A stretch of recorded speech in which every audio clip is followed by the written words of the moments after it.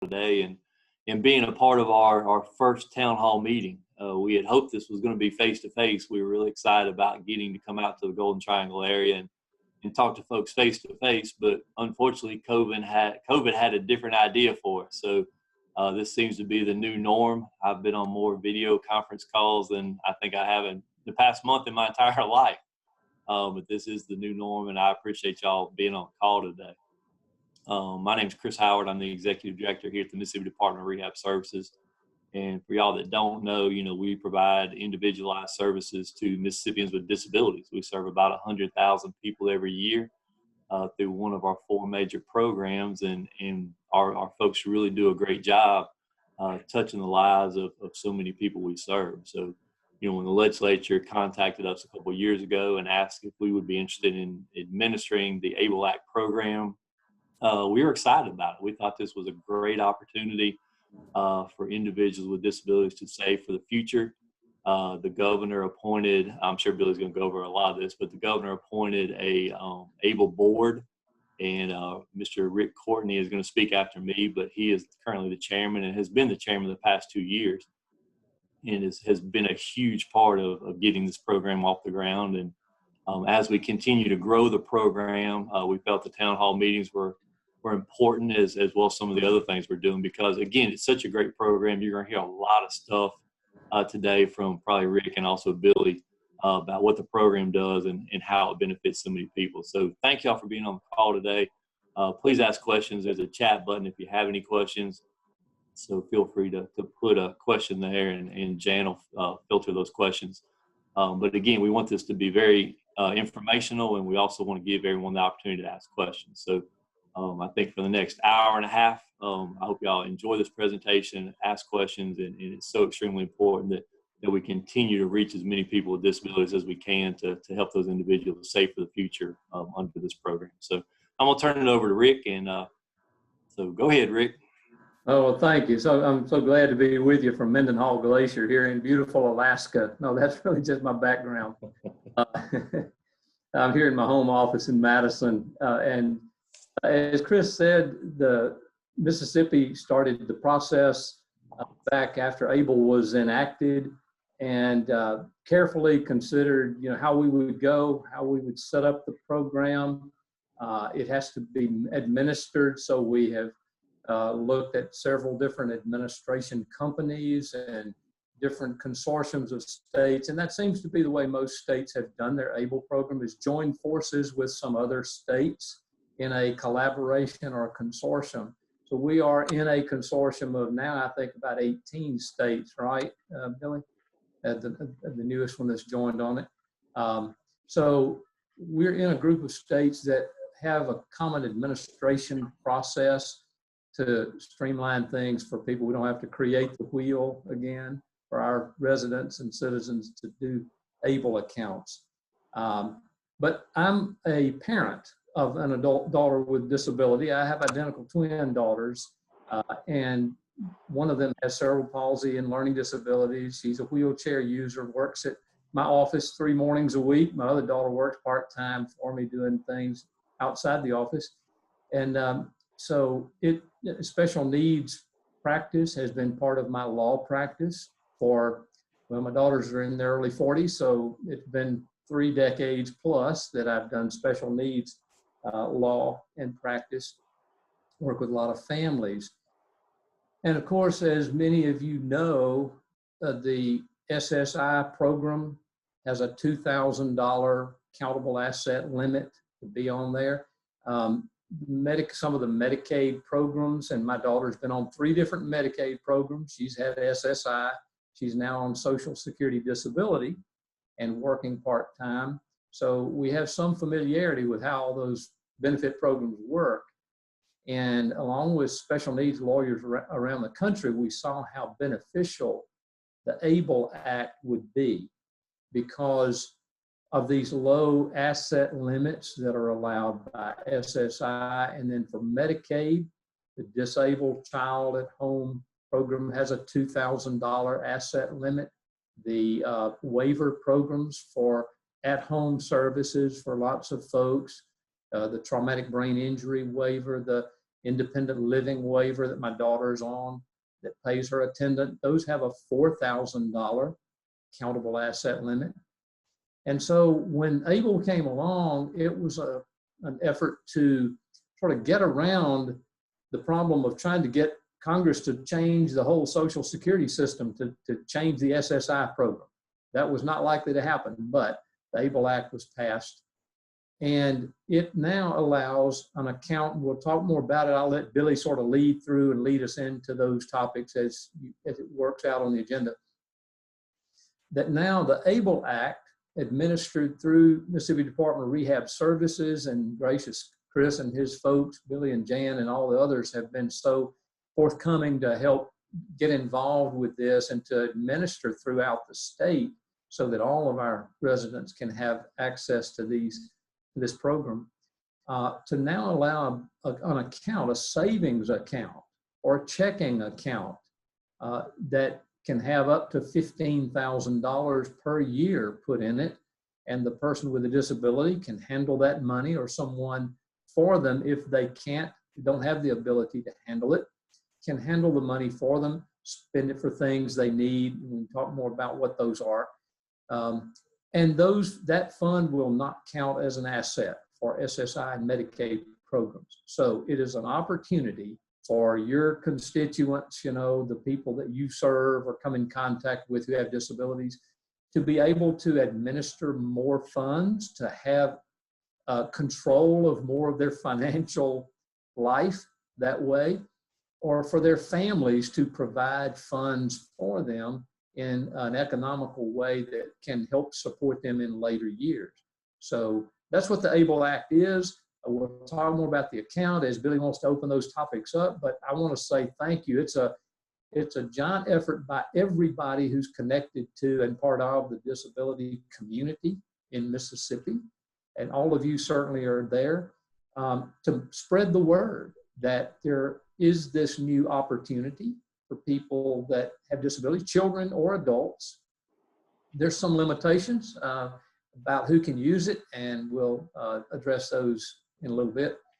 But it's an opportunity for people to have more financial security and freedom, and to help those that we serve. So get that word out and tell people to call disability MDRS, the Mississippi Department of Rehab Services. We'll have a phone number. I know it's on that banner behind Jan up there, and I can't read it, and I don't remember it all the time, 609 something. But there's a phone number, and there's a website at MississippiAble.com where you can find out more about it too. So Billy, I'll just quit talking there and say welcome to everybody. Thank you for letting me be part of this meeting. And Billy, take over and tell us where we need to head next.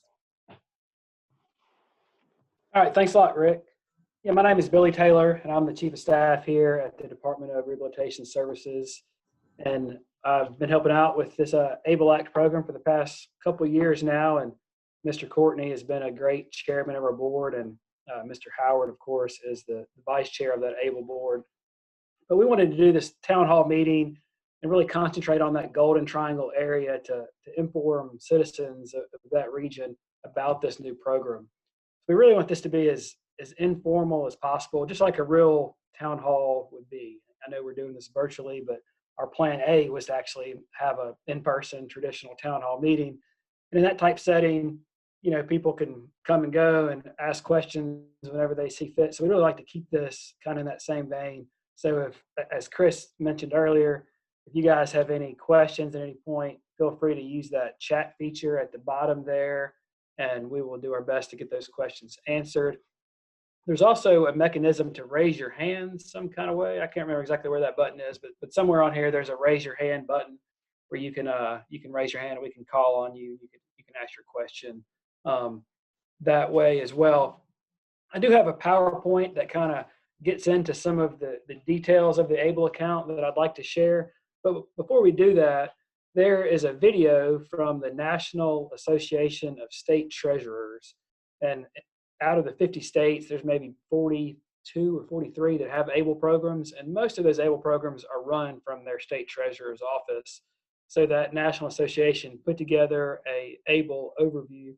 And I feel like that's normally a pretty good spot to start because it gives a kind of a big picture perspective and just a few minute video that explains, why the law was passed and some of the details that come with ABLE. So I believe Jan has that video queued up for us.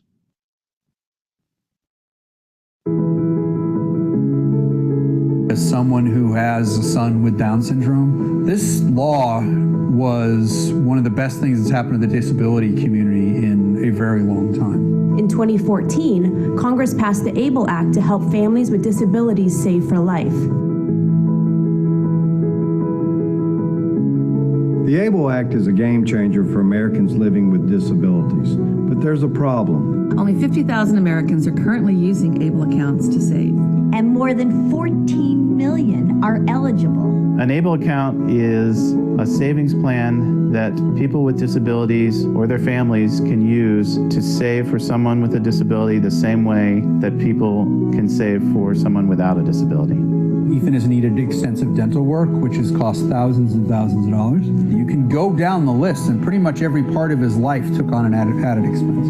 ABLE allows people with disabilities to put money away that they can use in the future to cover essential life costs. Without the risk of losing government disability benefits. We save for Audrey through an ABLE account the same way that we save for my other daughter with a 529 college plan. Before ABLE, people with disabilities who depended upon government benefits to cover the high cost of living with a disability couldn't have savings of more than $2,000 without risk of losing their benefits. Nobody can live off $2,000. This limitation made it extremely difficult for many people with disabilities to live independently. Do you want to be in a place where you can live all by yourself and do all the things that you want to do in your dreams? Yes. With ABLE, you can save without losing SSI, Medicaid, HUD, and other important benefits. ABLE allows you to set aside up to $15,000 each year. If there's one thing you need to know about the ABLE account, it's that your money grows tax-free. But the difference is that you can use it at any time to pay for any eligible disability-related expense. My favorite thing about ABLE is that it is flexible and simple. That I just go and sign up on the website and it's done and I'm saving. Stable, dependable, capable, enable, available. We need your help to spread the word on ABLE.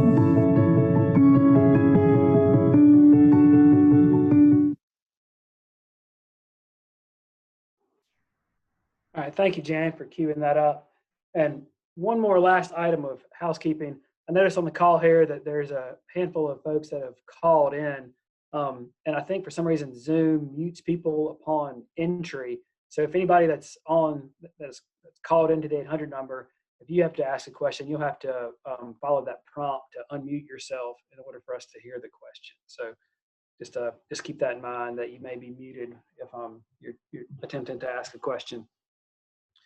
So now I'm going to share my screen here and pull up our ABLE presentation and get rolling on it. Does anybody have any questions before we get going?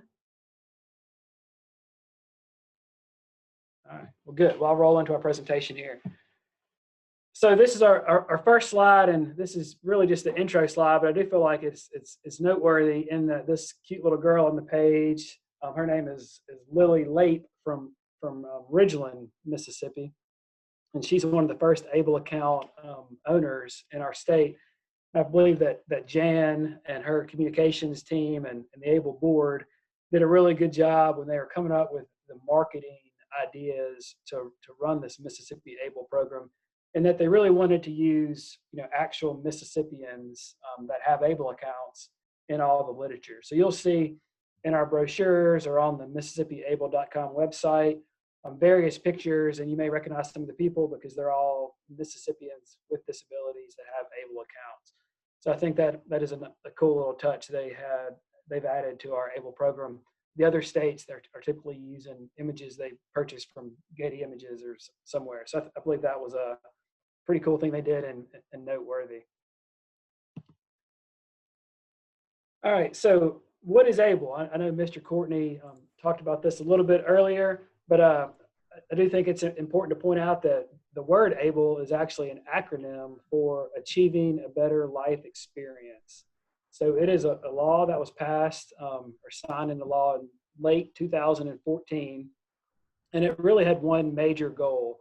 It was to allow U.S. citizens, not just Mississippians, but U.S. citizens with disabilities to save in addition to the small asset limits that most of the federal programs have in place. So I know that the big ones that we always talk about are the SSI check and Medicaid, but there's basically every federal program that provides some type of assistance has some countable resource limit, whether that's TANF or SNAP benefits that you would get through DHS, the HUD housing program. Here at our agency at MDRS, we have some vocational rehabilitation programs, and some of those services require a financial needs analysis where ABLE could possibly help out with that. So for a long time, people with disabilities, face that situation where on one hand, they want to save for their future. They want to save for a new car, a new house, a wedding, their leaky roof that needs to be replaced, whatever that may be. They're wanting to save for that. But on the other hand, they're really dependent on this federal benefit that they may be receiving. So they were in this catch-22 of, I really need this federal benefit, but I also would like to save for my future. How do I do that? And before ABLE, people were finding ways to do it, I presume. I mean, I know you could keep cash under your mattress or give it to a family member to hold on to, or they would, probably found some creative ways to save money. But of course, that's not the greatest way to save money. There's no interest earned, and there's of course risk giving your money to others to hold and that sort of stuff. So ABLE was really the Congress's answer to that conundrum that people with disabilities have always been left in. They're wanting to save money and not lose their federal benefit. So President Obama signed it into law in late 2014. And really at the federal level, it was basically just a change to the tax law code, the IRS code, section 529. And at the federal law just added some ABLE language in the code that basically gave people in their states the right to open up these ABLE accounts. But unfortunately, when the president signed that bill into law in 2014, it didn't automatically mean that the banks were going to start offering ABLE accounts to Mississippians with disabilities. There was a few more steps in the process that had to happen before we could roll out these ABLE accounts. At the federal level, it just changed the tax code and then kind of turned it over to the states to enact if they wanted to do so. So Mississippi did do that in 2017. We passed the ABLE Act here in Mississippi. And much like the federal law, when the legislature did that here, it didn't automatically open up these ABLE accounts, at the local corner bank. There was a couple more steps in the process. At the Mississippi legislature, basically what they did is they created the 9-member board that Mr. Courtney and Mr. Howard talked about earlier. And that's the board made up of, experts in this area that are charged with the phrase we've used is standing up the program, making these accounts available to Mississippians. So the 9-member board, is given that mission, and the legislature chose our agency to help with that mission. So like Mr. Courtney mentioned, one of the first things they did was do some due diligence and kind of look around the nation to see how other states were doing it and what was working well, what wasn't. And long story short, we landed on joining what's called the National ABLE Alliance, which is a group of 18 states now that are all trying to do the same thing. We want to offer ABLE accounts to our citizens that have disabilities in the most cost-effective and efficient manner. So the board made the decision to join this National ABLE Alliance. That happened probably late 2017, early 2018. We were signing those contracts, and then we worked towards launching the program in June of last year. So a year ago, the program launched, and we opened up the first Mississippi ABLE account. So we've covered a lot of these points on this next slide earlier. The benefits of, or the reason for ABLE program is, a savings account for individuals with a disability, and the money in the account will not affect their public benefits. So these accounts, they can be used, for daily transactions, much like a traditional checking account that has a checkbook and debit card and that sort of things, or there's also some investment vehicles where you can save on a more long-term basis. So that's one of the things that the ABLE account owners will have to decide when they initially open their account, is, you know, kind of how they're wanting to save. Are they wanting to use it like a checking account, which there's certainly a lot of people that choose that route, or it may be a situation where a grandparent or parent is wanting to save for their young child for many years, more like a college savings plan. And in those situations, the account owner would likely choose one of the more long-term investment options. Billy? Yes, sir. Billy, this is Rick. I want to come back to that daily transactions thing with a little legal twist that might be interesting to people. Oh, great. We get to a point to do it now or later. Let's do it now. It sounds good. Okay. There is a concept in SSI called in-kind support and maintenance. If my daughter were on SSI and she's living in an apartment or living somewhere where she has some rent or utilities or food bill that she has to pay, if a third party, a lot of families that we've dealt with and worked with in our law practice, a lot of families face this.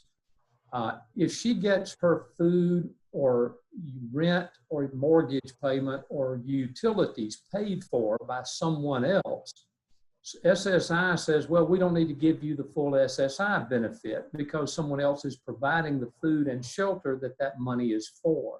So they will cut her SSI check usually by 1/3, which right now is $261, is 1/3 of the federal SSI check amount for an individual. So let's take a situation where mom and dad are supporting a young adult with a disability, could be a cognitive or intellectual disability or a physical disability, and they're paying the rent and utilities and food for that child, and that child is getting their SSI check cut by 1/3, by $261 a month.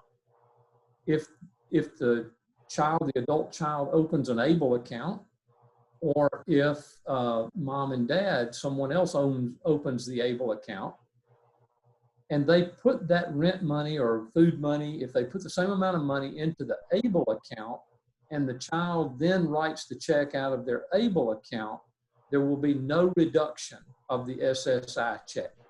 The child will continue to get the full $783. Even though the money is coming from the same people, the parents, it's not going directly from them to the landlord or the utility company or the grocery store. The money's going to the ABLE account, and then SSI policy says, well, now we're treating it as the money of the disabled person, and if they pay their own bills, we won't reduce their check. So that's a handy trick that we use even for families that have set up a special needs trust. And a lot of your constituents and families may be familiar a little bit with special needs trusts. We do a lot of those. It's better for the special needs trust to put money in an ABLE account and then let the disabled person or their guardian pay for their rent and utilities out of that, so there's no reduction of the SSI check. So the ABLE account can be very useful for that. Wow, that is a great tip. Yeah, thank you for that. That is certainly helpful for families in that situation. And you know, sort of along that same line, you know, as far as additional benefits that these accounts provide are the tax advantages. You know, as we mentioned earlier, the main point of this law is not necessarily for any kind of tax savings. It's really to save money and protect your public benefit that you're receiving.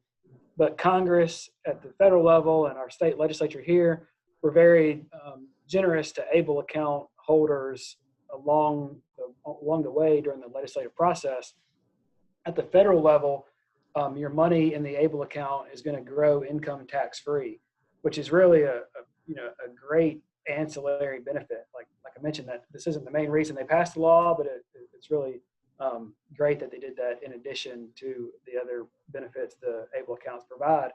Because, you know, without the ABLE account, if you were to invest money, whenever you go to realize those gains, you're of course paying income tax on those gains. But, you know, money in an ABLE account, whenever you go to spend that money or realize those gains, you get to keep all of it and don't have to pay any income tax on those gains. So that's certainly a great benefit at the federal level.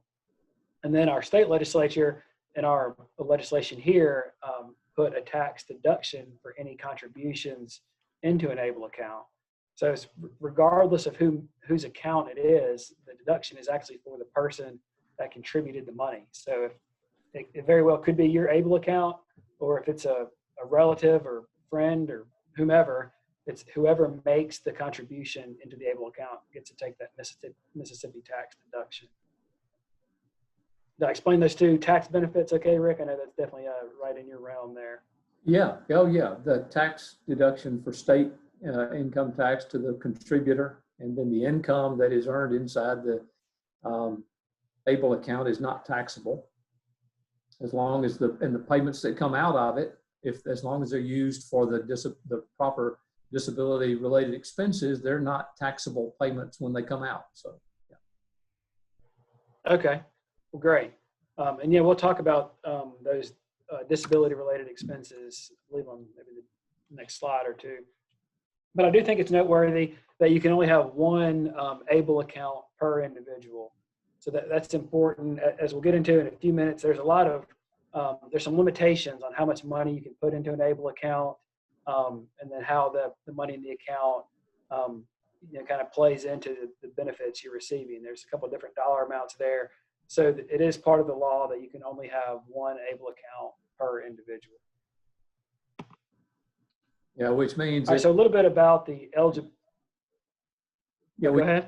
If there's a divorced couple and each parent wants to go set up an ABLE account for the child with a disability, they can't both set one up. So that can be a family decision issue.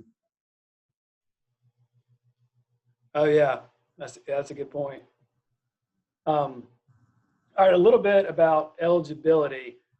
This is one we get a lot of questions about, and there's sometimes some confusion around it. But in order to open up an ABLE account, you have to have acquired your disability prior to the age of 26.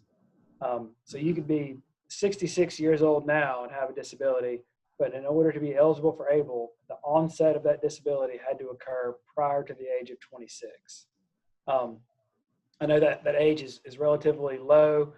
I think there's a couple reasons why there's an age limit in the legislation, and one, I think the main reason is the budget, the cost of the bill to get it approved was much lower with a 26-year-old age limit than if there was no age limit or a much higher age limit. So that's one of the main reasons. And two, I think a lot of the lobbying effort to get this bill originally passed was from parents who had children with disabilities that basically made the argument, if I have a child without a disability, there's all these great savings vehicles to save for their college. All the states have these 529 plans. I know in Mississippi we have the MAX program and Impact, and they provide some tax benefits and have some good features to them. But if you have a child with a disability that may not be going to college, then there's not a similar savings vehicle. So this legislation that was passed, or the ABLE Act, has this age limit, I think partially to really look after the young members of our society and to help them save for their future. So this is something that we would like to see be higher. I mean, there's a ton of people that, if you take an example of somebody that was in a car wreck at 30 years old, they currently wouldn't be eligible for ABLE, but of course it would be something that would benefit them. So there is some legislation at the federal level called the ABLE Age Adjustment Act, which would hopefully, it's hopefully going to be passed, and it would change this 26-year-old age limit to 46. So that's something I know we're following, and the ABLE board is following, and that we're hopeful will get passed, and that'll let a whole new generation of people experience the benefits of these accounts. All right, and then we touched on this earlier, but you can open an account for yourself, or an authorized individual can open it on your behalf. So if somebody can be under 18 and still have an ABLE account by their parent opening up the account for them, or if it's an adult that isn't capable of managing their own financial affairs, the court could appoint a guardian or conservator over that individual. affairs to open up an ABLE account, or I believe you can either do it even through a power of attorney. So there's some ways where another individual can open up an account for somebody that needs a little bit of help with that. And then we get the question a lot, like, how do I know if my disability is going, like, rises to the level of being eligible for an ABLE account? And this answer is interesting because they actually tied the disability definition in ABLE to Social Security Administration's definition. So it basically says, you know, if SSA has ever deemed you to be disabled, then you are therefore eligible for an ABLE account, which that makes it, you know, nice and easy for the people that have went through that SSA process. But some individuals, you know, may not have ever applied for Social Security benefits and not have ever been, you know, that SSA has never made that determination about their particular disability. So when that's the situation, there is a form you can take to your physician, and the physician can basically certify for you that your disability meets Social Security's definition for disability, and you can be eligible for an ABLE account that way as well. So there's sort of two options there. You can see a copy of that form during the enrollment process. If you go to MississippiAble.com and click on Open an Account, you can find that form there that you would take to your physician to be certified that you do in fact meet that definition.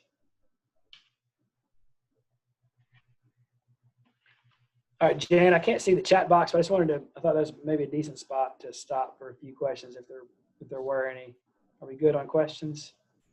We don't have any so far. I don't know if anyone on the phone wants to unmute and ask one.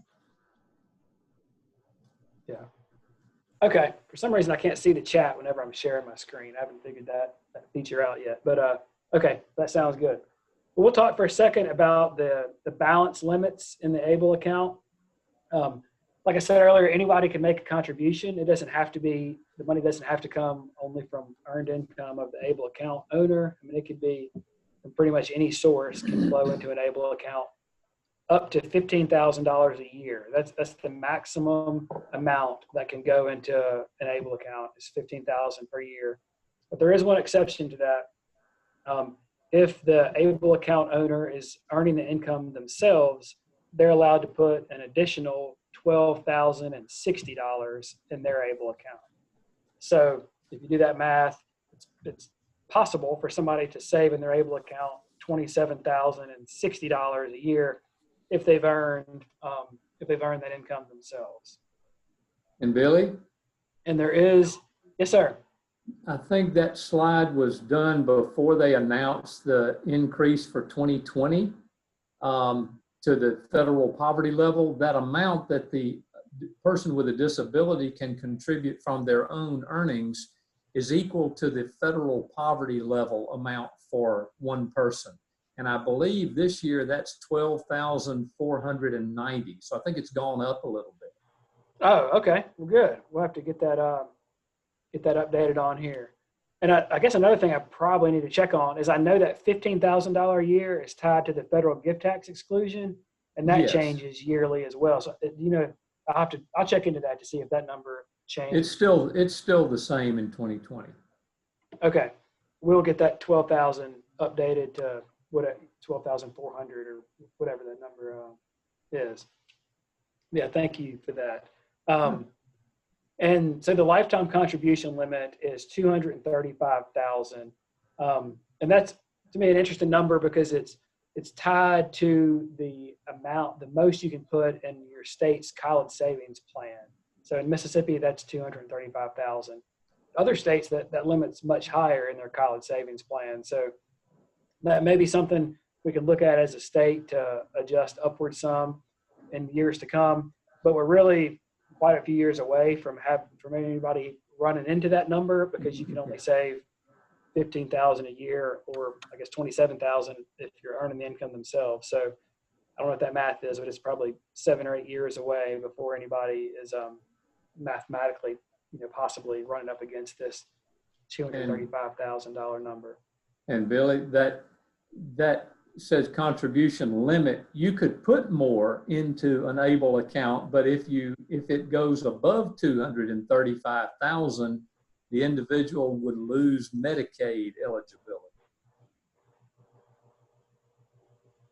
Right. So I believe the a census. Or would they stop it at 235? Like, Yes, they won't take any more contributions into your account after 235. Okay. Yeah. And I know that there's another slide that I'll have in a minute that talks about the $100,000 mark for the SSI check. Let me see if I can find that now. Oh, here it is right here. So I'll go to this slide first. So you'll continue to be eligible for your federal benefits such as Medicaid or SSI regardless of your account balance. But there is a little caveat, or an important caveat for SSI, which, this seems to be the biggest benefit that people are receiving that are utilizing these ABLE accounts. And you can only have $100,000 in your ABLE account before your SSI check will be suspended. So should you go over the $100,000 mark, you're not necessarily like kicked off of your SSI benefits. They're just going to put you in like a suspended status, and you won't get that monthly check for the time period that your account is over the 100,000. So if you go over, then the minute they tell me, the minute that your account goes back under the 100,000, that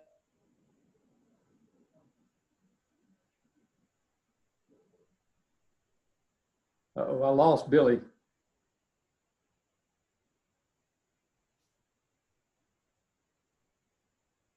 Billy, I'm not hearing you.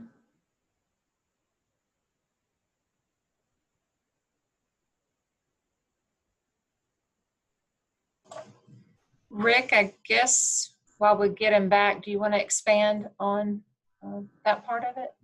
Sure. On the $100,000, he was talking about the effect if the balance in an ABLE account exceeds 100,000, then they will suspend. SSI would suspend the check that was coming, but you would not lose Medicaid coverage. And a lot of times that's important with SSI.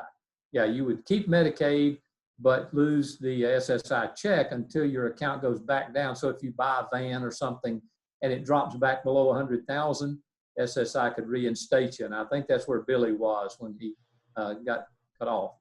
Oh yeah, sorry about that. My computer just all of a sudden the Zoom just turned off. So everybody else just stayed on the whole time? It was just me? Yeah, nobody else automatically updated like you. Yeah, that was huh. All right, well, I'm back, I think. So yeah, it sounds like you finished this slide and explained the $100,000 distinction SSI. Okay, great.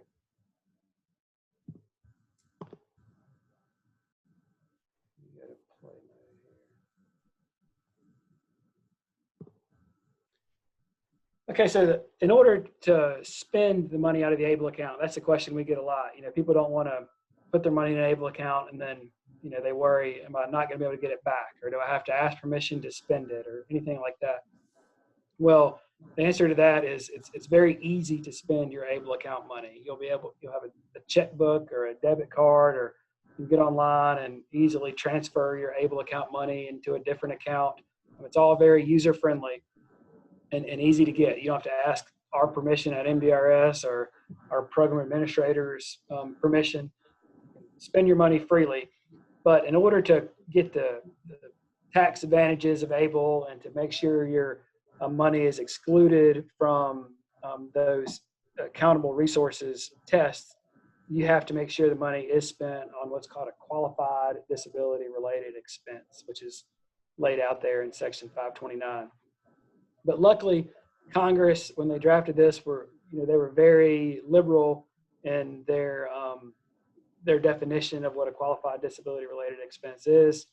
You can see the bullets on this page. I mean, if you just look at housing and transportation, just those two items right there, I mean, that's everybody's rent or mortgage, your car note, your car, utilities or your car insurance. Everybody, your normal monthly expenses would be deemed, in my opinion, a qualified disability related expense, even if they're not directly related to your disability. Under this definition here, most of your monthly bills that everyone pays would be a qualified disability related expense.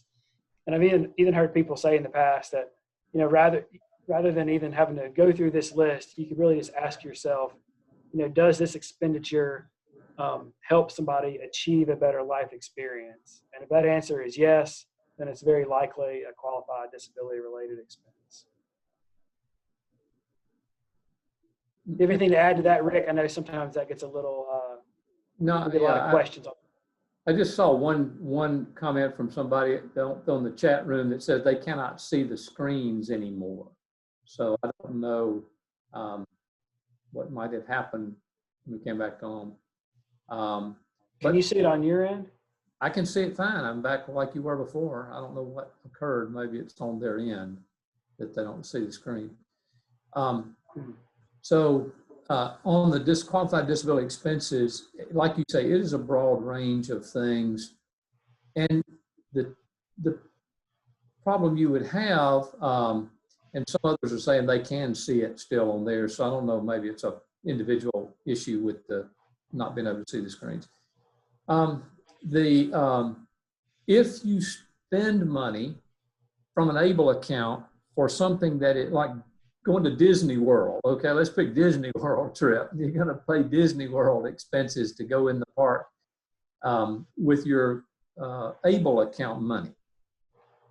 If you do that, and it's later determined it's not a qualified disability expense, then what is taxable? Well, part of that money could be taxable, but in fact, it is not the entire payment, because the taxation, and I'm not going to go in the weeds on this because it can be the subject of a whole session, but the taxation of ABLE account funds that are not for qualified disability related expenses is really taxation of the income that was generated by the payment that goes out, not the entire payment. So it's not the entire payment. It is, well, for that amount of money, what percentage of the account was spent for a non-related disability expense? Let's take that percentage of the income that the account generated to determine how much was actually taxable. So it's really not severe. I know a lot of disability attorneys who deal with ABLE accounts have looked at it and they said, you know, if somebody spends money on something that's not a qualified disability related expense, it's likely to not generate very much tax at all when they have their tax return later. But that's not to say we suggest people do that. We suggest they stay within the guidelines. But if you spend something out of an ABLE account that's not for a qualified disability expense, then some portion of that payment may be taxable on income taxes. And it's sort of an honor system for you to address that and deal with it and report it.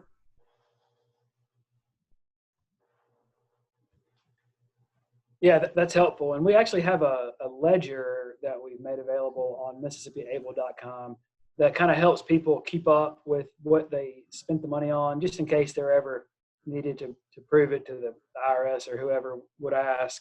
There's like a little helpful ledger that people can kind of document their expenses.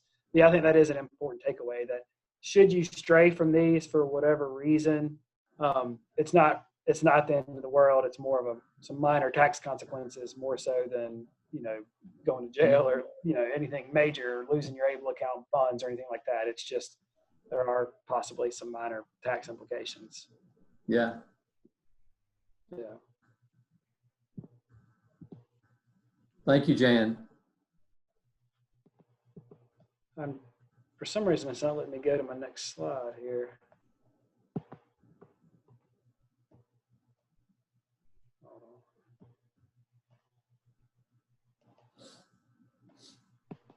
There we go.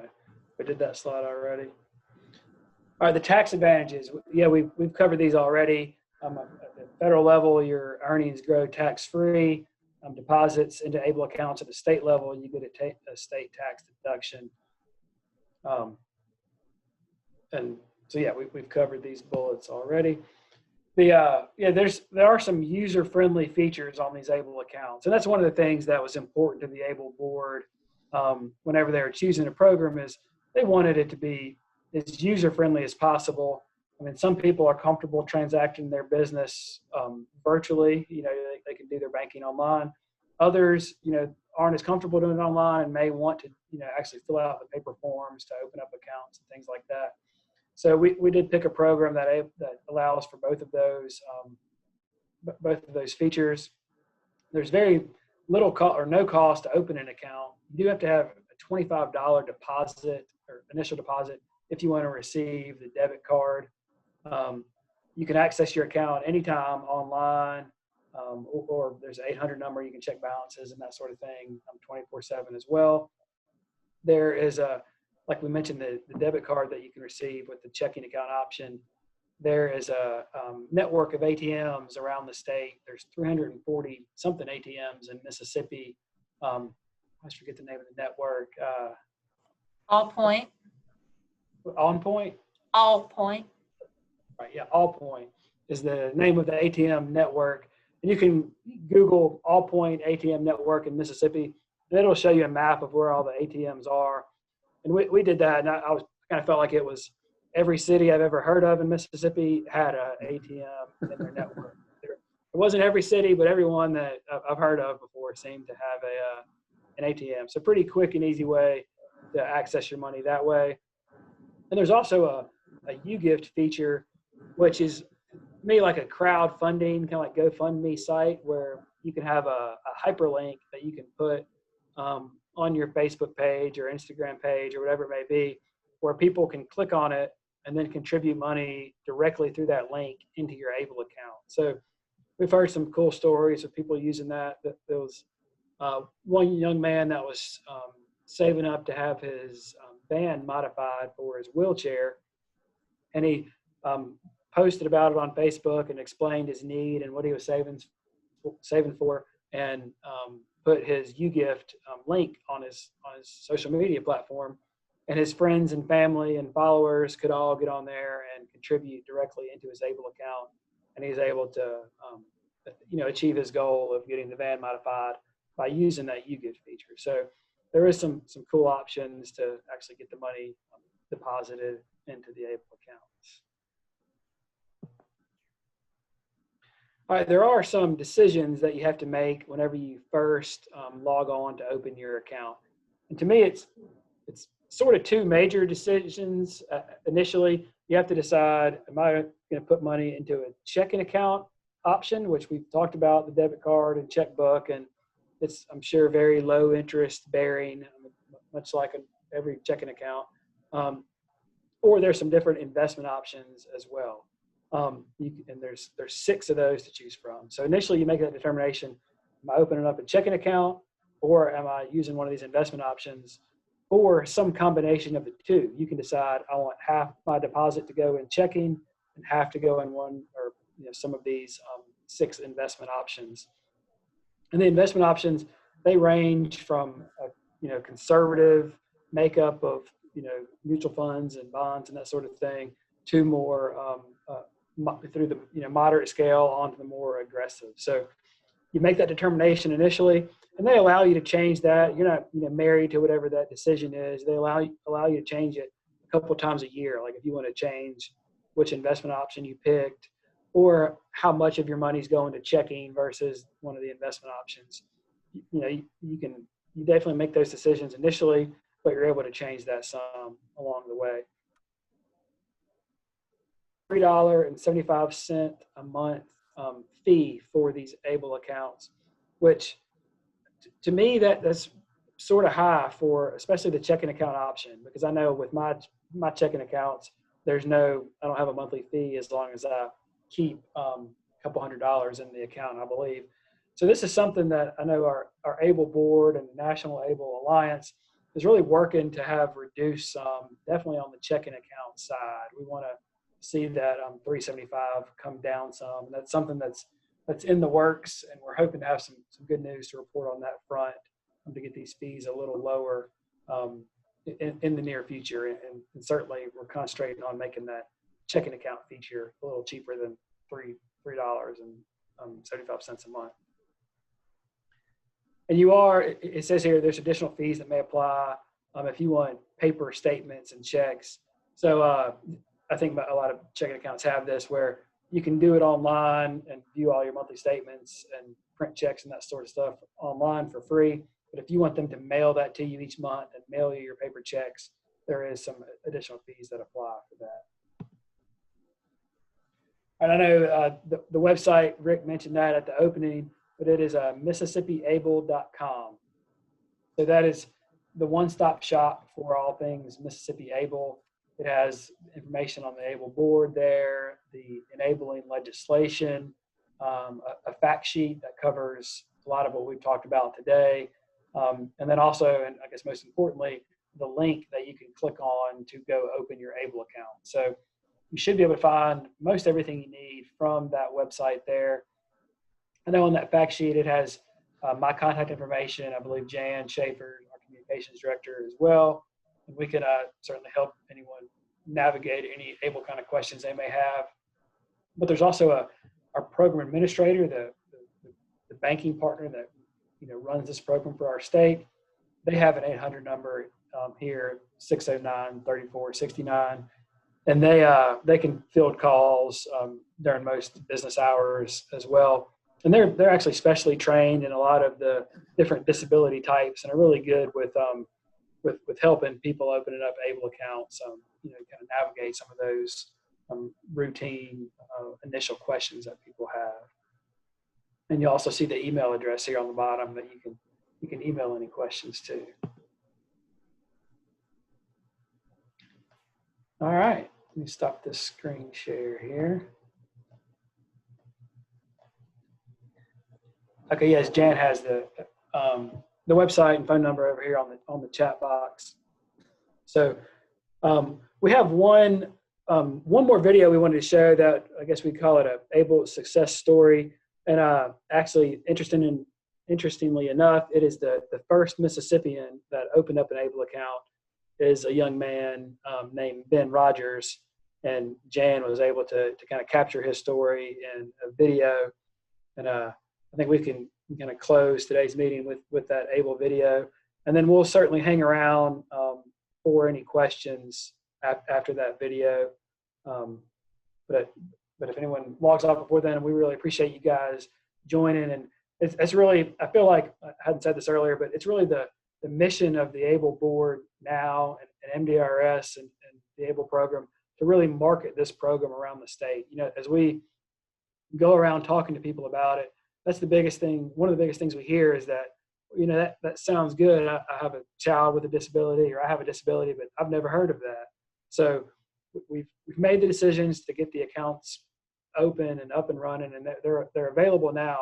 But I feel like it's really on us as the program, Able program for the state, to really get out there and spread the word about this. So we look forward to doing many more of these town halls. And if you or any of the people that you serve in your area have questions, please don't hesitate to shoot them our way, and we'll do our best to get them pointed in the right direction. So thank y'all. Jan, if you want to play that Ben Rogers video, that'd be great.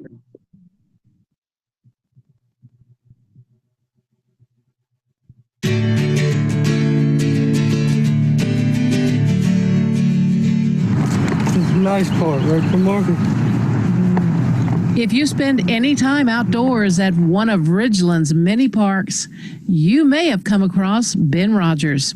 The 31-year-old works tirelessly to keep the parks clean and the athletic fields in top shape for the City Parks and Recreation Department. Ben's disability has never stopped him from living life to the fullest. I call it alphabet soup because Ben has a bilateral hearing loss and a speech-language disability. He has an intellectual disability and ADHD, so we kind of just cover everything. 10 years ago, Ben graduated from Madison Central High School in the Occupational Degree Program. That set him on his way to working for Ridgeland Parks Director Chris Chance. When we have a tournament going down here, he's a cheerleader for everybody that's playing, although he does pick out his favorites from time to time, but just gregarious and outgoing, and people like being around him. And he's a good employee. He's a hard worker, too. Since he started working, though, Ben has had to limit the amount of money he earned and saved in order to remain eligible for his benefits. But thanks to a groundbreaking new program called ABLE, Achieving a Better Life Experience, Ben and others will have the freedom to save money without losing any public benefits. I just see it as an account that we can put money in, but it doesn't affect his benefits. ABLE savings accounts are for individuals with disabilities. The savings will not affect public benefits. Accounts can be used like a regular bank account as well as for long-term savings. ABLE accounts may provide tax advantages. Deposits to the ABLE accounts can be as much as $15,000 per year and in some cases even more. Mississippi ABLE accounts opened in June of 2019. The requirements to establish and maintain an ABLE account include that a person must have acquired their disability before the age of 26. A person may only have one ABLE account, and funds must be used for qualified disability-related expenses. Ben's dad, Paul, was appointed by the governor to the ABLE board. He worked with policymakers to get the ABLE legislation passed, paving the way for the ABLE accounts in Mississippi. Paul and Mandy know they won't be here forever to take care of Ben, and the ABLE account provides them some peace of mind. He came to me last week because he was going to ask y'all, when they die, when Mom and Daddy die, who's going to come get me at my house and take me to work and bring me home? And but we're taking care of that. We're hopefully. But it's a fear. It's that's one of a parent's biggest fear who has a child with special needs. MDRS counselors helped Ben find his first job when he graduated high school. Miss Bernie helped me to get my job out of the school to go to help to work for the community. Yeah. Without the input and support of MDRS, he would not have been able to have obtained and maintained this job all of these years. They were a key player in enabling him to do that. We got games tomorrow night at the Weber. Yeah, they'll be tomorrow night at Walcott. Yeah, it's the Weber Hotel. Yeah, it's not looking good, is it? Hey, kids, what about... To learn more about the ABLE program, visit MississippiABLE.com or call 1-888-609-3469.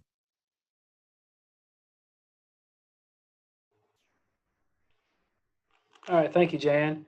And I had two more things I wanted to mention real quick. So the ABLE board has formed what we're calling the ABLE Task Force and the ABLE Outreach Task Force. And it's really a group of other state agencies and disability advocates from around the state that all are basically designating one person to join this task force and to help go around the state and market the ABLE program. Because while the legislature, they did house the program here at MDRS, we have not gotten additional appropriations for ABLE or any new staff members for ABLE. So we're really trying to do this with resources we currently have. And the board has formed this task force to hopefully reach out to Mississippians with disabilities around the state that can possibly qualify for ABLE, but really just get the word out to them. So if anybody on this call would be interested in helping this task force, the outreach task force, get the word out to Mississippians that qualify, please shoot me an email. My email address is btaylor. I'll put it in the chat box here when we wrap up. Actually, I'll do it right now. btaylor@mdrs. All right, there's my email address there. So if anybody's interested in serving on the task force, please shoot me an email. We'd love to have you. We need all the help we can get getting the word out about the benefits of this program. And then also, if you have groups of people, whether it's a disability group of some sort or maybe a parent support group or whatever the entity may be, we've had a lot of requests for more information about ABLE. So if you have any of those groups that would want to learn more about this, we can certainly send them brochures and some literature on ABLE, or even come out and do a presentation and speak to your group about some of these benefits, and hopefully answer some questions they may have. So if you have any needs in that area, please feel free to shoot me an email as well, and we'll do our best to facilitate that. I believe that is that's about all I have. So if anybody has any questions, we'd love to field them. And I have one. Can you hear me? if not, then Yes. oh, Yeah, we can hear you. Yes. yeah, we can hear you.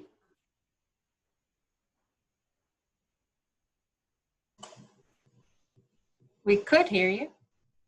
Yeah, question? Huh. We could hear you real clearly a minute ago, but then now it like we can't hear you any longer. Did Do that again. Whoever was talking. Yeah, it looked like it was somebody that called in, and their last 4 digits was 3830 of their phone number. So it doesn't have a name next to it. Yeah, and you're muted right now. If you were asking a question, make sure you unmute. There you go. Can you hear me now? Yes. Okay, someone over there is muting me. So anyway, this is Candy Creasink in Starkville, Mississippi, with United Way of North Central Mississippi. And you were giving out your email address, and then you said, oh, I'll just put in the chat box. Well, I don't have access to the chat box. So if I get Mr. Taylor's email, and also how to get a hold of Mr. Courtney.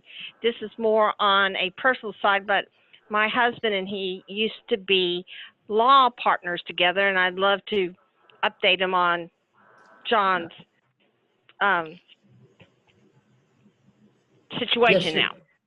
Yeah, sure. If you want my office phone number, it's 601-987-3000. 601-987-3000? Yes, and my email is Rick, R-I-C-K, at elderlawms.com. You sound all grown up. Yeah, I'm kind of grown up. And what is Mr. Taylor's email?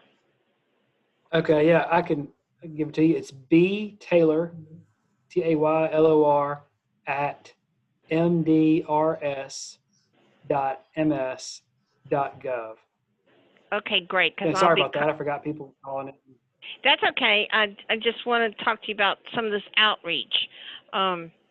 Being in the Golden Triangle area, and also we cover Webster, Winston, and Choctaw counties. We might be able to, have some opportunities for you. Okay, well, thank you. Looking forward to talking to you. Look forward to talking with you too, and Mr. Courtney also. Right, thank you.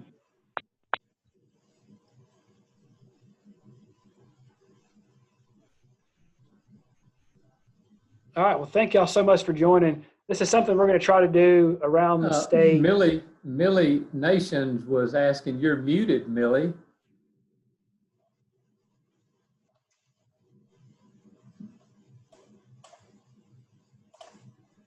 Millie had asked just through a chat up there, she says she can't unmute. It says she's not allowed. Okay, there it goes. All right, it said the host. It said the host is giving me permission to unmute now. Okay, there we go. I didn't think about that. The people who dialed in, thank you, could not see the chat box, and so I was trying to get a list of anybody who joined in our area. In the Golden Triangle area who might have, and so I got United Way, but I didn't get your name, and I would, you can feel free to reach out to me if you ever need to, get in touch about this or anything else. I also cover Webster County and and Choctaw and those you listed. So I'm trying to get a list of who might have, because, just see who joined in the area.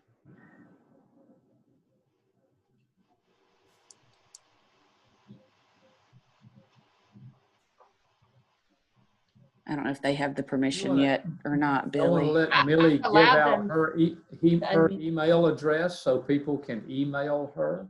Yeah, that'd be great.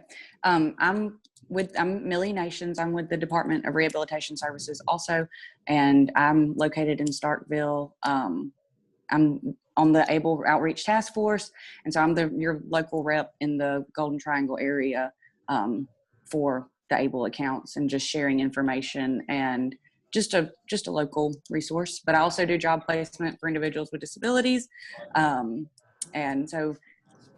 Okay, I got you, Alante. Okay, I'm glad you got on. And Millie, your email address is what? So mine is mnations, and that's nation like United Nations, NATIONS, at MDRS, Mississippi Department of Rehabilitation Services, .ms.gov. mnations at mdrs.ms.gov. And I saw, so let's see, I got, oh, nice. Okay, Jan, that's okay. Wait, yes, so in the summer, for example, if your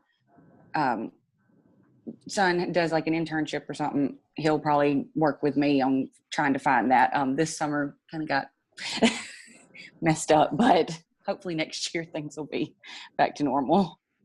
So I've got Lante and I think I got another text from somebody. Or no, I'm sorry, that was somebody on the chat on my iPad.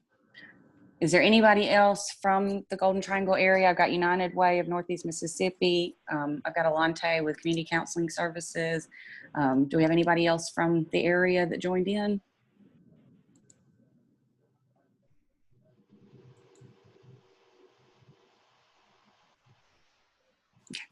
I was just curious. I could see some of the phone calls were 662 numbers, so but you can't see who it is on the dial-ins.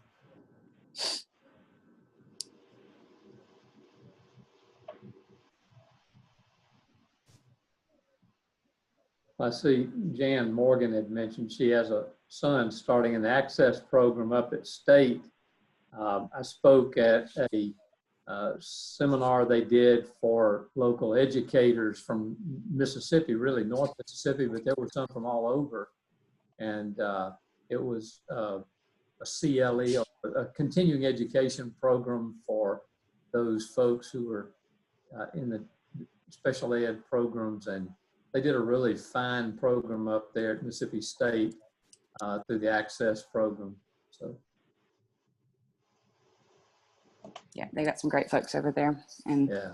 I've enjoyed getting to work with their mainly juniors and seniors that do the internship program in the summer. So get some great, I hate to say kids, but students that come through there.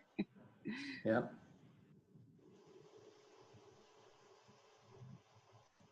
Even an Ole Miss guy like me really thinks they're doing a good job.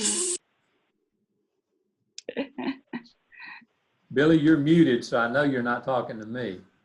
I said they must be doing something right if they have a Ole Miss grad liking their access program. That's right.